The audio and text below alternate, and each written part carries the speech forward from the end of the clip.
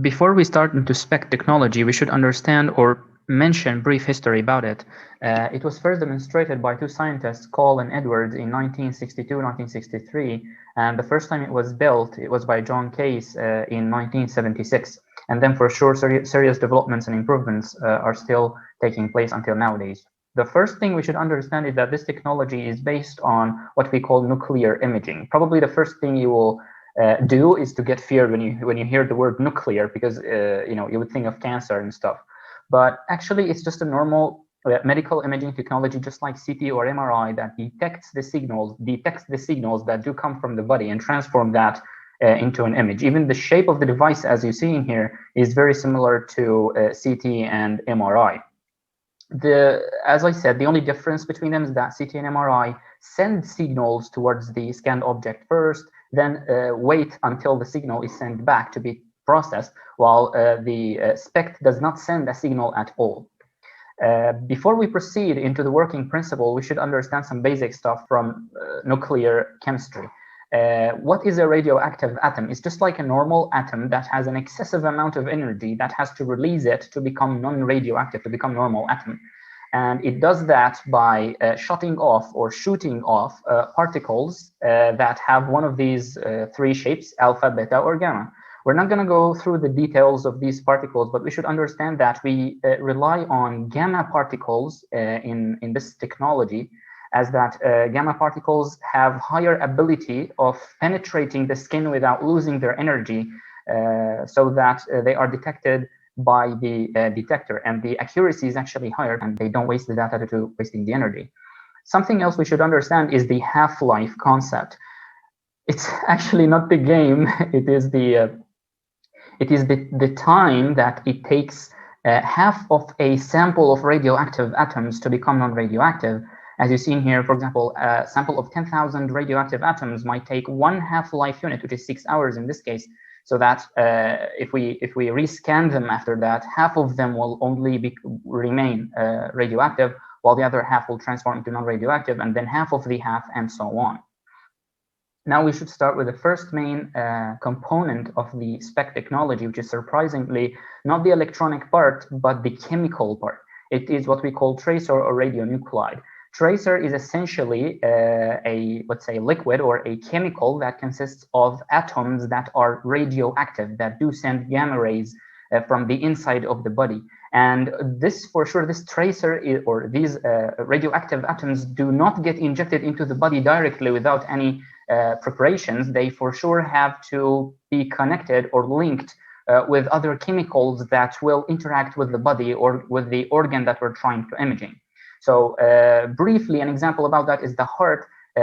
We can inject some chemical that the heart is familiar with, or that exists in the heart usually. We can link these atoms, these radioactive atoms, with that chemical and then inject it inside the heart. And according to the parts that are functioning more, higher concentration of that chemical will exist in that part. It means higher gamma rays concentration will be emitted from that part. And for sure, the electronics then, or the detectors then, will sense and detect the parts and translate that into an image selectively or according to the color. Now, is it safe? Is that tracer that I have talked about here safe? Well, first of all, it is FDA approved, and we all know that any FDA approved product is applied to a lot of tests, preclinical and clinical tests before it is used. So that's itself a relieving word. Also, in SPECT technology, we use low doses of the radioactive atoms or radioactive samples to be injected in our bodies, so it's not dangerous actually, or relatively not dangerous. And the half-life time of the samples, the radioactive samples that are used in the body, are so low. More precisely, approximately 6 hours. It means that in approximately 1 day or 30 hours, very tiny amount of that dose will remain in our body. And after that, the body will get rid of it with the help of the kidneys. And the most important is also the tracers are selective. So the kind of tracer, for example, this one is technetium or technetium, is not used for any, let me just put this in here, is not used for any imaging region of the body.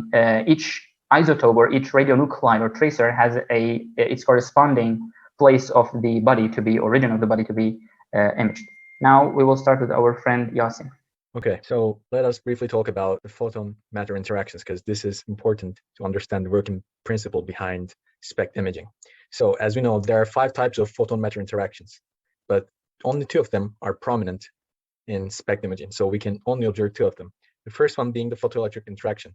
In this type of interaction, what happens is an incoming electron hits, excites, and ejects an electron at the inner shell of the atom, and its energy, the incoming photon's energy, is fully absorbed by the atom, and the electron directly travels in the direction that the incoming photon came from. So this was the first one. And the second case, in Compton scattering, what happens is, this is, first let me begin by saying this is an interaction that we do not favor, that we do not want, because it changes the photons, the scattered photons direction identity, as well as its energy level, because it ejects an electron at the outer shell of the atom, and it also gives or loses some of its energy while traveling through another direction. So what about the working principle of SPECT? So as my friend told you about it, there are radionuclides or tracers. So in this image on the left, we can see 2 compounds or molecules. So we have 99 technetium, a widely used radionuclide alongside ionide or some other radionuclides. And here is the metastable isomer version of it. So what this means is, compared to its normal version, this metastable isomer version has excess nuclear energy that it tends to release. And what we do is, before we inject it into a patient's body, before that patient enters the device gantry, we bind it to a chemical or a compound or a molecule. It can be even a protein that will not instigate an inflammatory response, or will not be seen as an intruder. So the body won't fight it. And depending on the chemical structure of the compound, that the whole compound, the whole molecule, can bind to the target cells or area that we want to examine. So, but we have to understand that since we're using only a single photon in SPECT, we usually don't get the direction information of the emitted photon, because of Compton scattering. Like I said, it changes its direction once it ejects an electron. So what we use is a structure or a component known as collimator. And on the right is a parallel hole collimator. That is the most widely used type of collimator.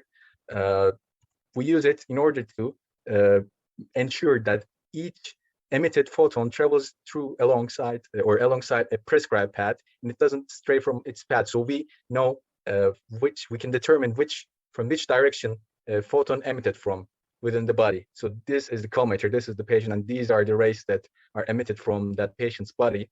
And if we observe that energy on the detector, and on the detector we have a component known as scintillator, and as we convert that energy in terms of a burst of light with the help of course, a component known as photodetector. Then using a photomultiplier tube array, we convert it to an electrical signal. And the importance of this part is that while doing so, we also determine the energy level of the incoming photons while converting it to an electrical signal. So like I said, we can determine if the photon got scattered by Compton scattering or directly went to the detector. After that, we have a component known as pulse height analyzer, which helps us assess the frequency distributions of the photon spectrum. And this is the signal acquisition part. After that, what happens is the image reconstruction. And we can do image reconstruction with the help of analytical or mathematical methods like filtered back projection. So now we're going to be talking about the instrumentation, or the electronic devices and parts of a SPECT scanner. So a SPECT scanner is mainly composed of major parts and secondary parts. Now we're going to talk about the collimators in the major parts. Now collimators are actually the first part to interact with the photon. They are like the tunnels in which the photons will travel before hitting the detectors. And those collimators actually have types. Now the first type is called the pinhole collimator. You can see why it's called a pinhole collimator, because of this pinhole, and this photon will be coming from this direction, hitting the detector. Now, if we take this distance and we call it focal length, and we take the same distance in front of the pinhole, we can call this the near range, and this is the range used in imaging using this type of collimator. So this is usually used for imaging mice, for example, in laboratories. The next one is called diverging collimator, and you can see here why it's called diverging. And it has, as you can see here, it has a wide field of view, but low resolution. Why is this? Because a smaller space of detector is, or of a collimator is actually imaging a wider or a bigger space of the object. This is why it has a lower resolution, but higher field of view. Now, converging, as you can see here, is the opposite of diverging. No need to explain. Now, parallel hole. This actually is the most commonly used collimator nowadays because it gives you the best overall performance, as you can see. The final one, or the final type, is called a slit-slat collimator, and I couldn't find a lot of information about this or a lot of applications, so it's enough to know the design of it. Now, when talking about collimators, there are other things that we need to consider about them, other properties, if we may say. So the first one is the hole pattern. So collimators can be either hexagonal, or some of them are actually squared. But this is preferred. The hexagonal pattern is preferred because of its structural integrity and because of the low cost of manufacturing such a pattern. The next one is septal penetration. Okay. Now, collimators are like a series of tubes stacked beside each other. And photons, now let's examine this tube. The photon will be going through that panel to hit the detector, but sometimes this photon will cross the wall and go to the some of the other tubes around that tube, and we don't want that, because then this photon will be detected and as if it was coming from another part of the region, which we don't want. So those walls, or those septa as we call them, should be engineered in a way that they should be thick enough, but they shouldn't cover much of the space of the collimator. The third property is the material of the collimator. It can be made of lead or tungsten. And as to how it's made, if you remember in biomaterial course, now this is only one of the methods of manufacturing collimators, and so there are other methods. The quality of manufacturing, now pinhole collimators are actually the easiest to manufacture, and parallel hole collimators are the hardest intuitively. Now, other than collimators, we have detectors. After the collimators, they detect the energy of the photons, and those also have types. So the first type is called monolithic scintillator based. It's the simplest one. As you can see here, it's only a crystal, and it converts the energy of the photon into visible light. This visible light will be detected by PMT array and converted into electrical signal, etc., etc. The next one is called the pixelated scintillator based. It's the same as the previous one, but this one is optically and physically pixelated, as you can see here in the image. The final one is pixelated CZT. This is a semiconductor like the transistors or the diodes. And in this case, we don't need PMT because this will convert the photon energy into electrical signal. And you can see the size, smaller size and lighter weight, so this is better. After detectors, we have the secondary parts, the gantry and the motion system. The gantry is the circular part, and the motion system is the system on which, or using which, we can move those detector heads. Now here we have the collimator and then the detector and all the other parts. So we might need to move this head into another configuration so that we can image particular regions of the body, for example, the head or the abdomen. This is enough about instrumentation. Now let's talk about image reconstruction and review some of signals and systems. Now you remember from signals and systems, one-dimensional, we have the impulse function. It goes through a system and we get the impulse response. Now using impulse response, we can define the system. Now the same thing is applicable for images, but images are two-dimensional, and the impulse response is called point spread function. Now we will use this later in explaining reconstruction algorithms. We have two main algorithms in image reconstruction. The first one is the filtered back projection, the traditional one, and this is how it happens. We get the data from the device, then we apply Radon transform, a mathematical formula, a mathematical transform, and then we get something called a sinogram. We apply the inverse Radon transform, and then we get the medical image. Now, a simpler way to think about this is to think modulate using convolution. How this happens, we get the data from the device point by point, and then we apply impulse response, and we get the medical image. Simple as that. How about the second one? It's called iterative reconstruction method or algorithm, and it goes in this order. The first step, the scanner or the processor will build an expectation of the image using the data we get from the device. And then we compare this image with the real data over and over again until all the differences are minimized. This is basically how the image is reconstructed using two methods. So now Yasin is going to be talking about applications of SPECT. So let us briefly talk about its daily life applications. We can divide it into two subcategories, preclinical and clinical. In preclinical studies, mostly what we are interested about is oncology-related studies and researches. So studies related to cancer treatments and tumor localizations are a big part of preclinical studies of SPECT. And also, obviously, we're interested in developing new radio tracers that have better half-life durations, as well as being more degradable and giving less harm to the patient. What about its clinical applications? Well, we use it in tumor imaging, leukocyte imaging, throat imaging, bone scintigraphy, which is the diagnosis of bone-related diseases, as well as fractures, myocardial perfusion imaging, and functional brain imaging. Well, for functional brain imaging, what we can do is, see, I've talked about a compound, a radionuclide chemical compound previously. And in here, we have 99M technetium bound to hexametazine, a chemical, and they're taken up by brain tissue. And via the SPECT technology, we're able to view the blood flow activity at different parts of the brain. So red color indicates higher activity, for instance. So let's compare it with other medical devices. And majority of the time, we compare it with PET because it belongs to the same family. In SPECT, we're able to acquire better preclinical resolutions.